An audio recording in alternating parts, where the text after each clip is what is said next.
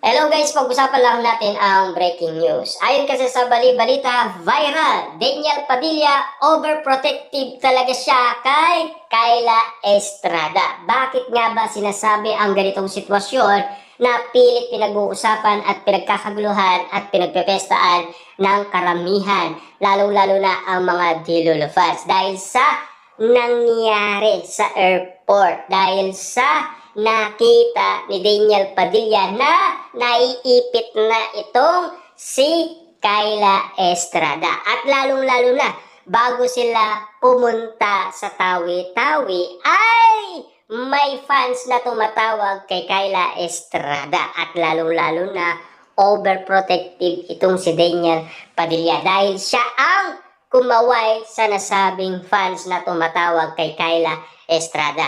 Ayon kasi sa bali-balita, ayaw talaga ni Daniel Padilla na mabatikos itong si Kyla Estrada sa social media. Kaya nga naman kasi inaalagaan niya at pinoprotektahan niya ang nasabing jowa niyang si Kyla Estrada. Yan ang isang Daniel Padilla. Subalit may pagkukumpara nga naman kasi dahil maraming nasaksihan ang iba't ibang mga netizens, lalong-lalo na ang mga Dilolo fans na Katden fans dahil sa pagkukumpara kina Alden Richard at Daniel Padilla. Dahil sa ginawa ni Alden Richard kay Catherine Bernardo, na kumpara tuloy nila ang hindi pag-aalaga ni Daniel Padilla kay Catherine Bernardo noong sila pa.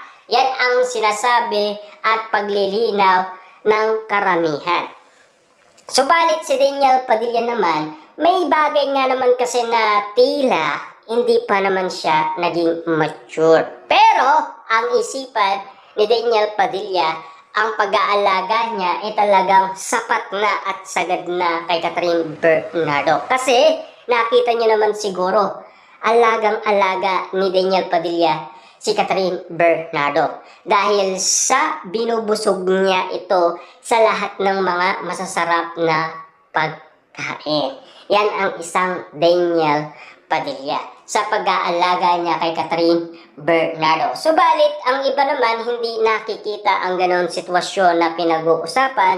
At least, kung sino ang napapansin nila dahil yan na ang bago ngayon na jowa ni Daniel Padilla. Walang iba kundi si Kyla Estrada kasi nagbago na ang isang Daniel Padilla. Mas naging matured pa at naging mabait pa. Lalong-lalo na kasi marami palang skill na pinapakita si Daniel Padilla tulad na lang ng pagbablog, di ba?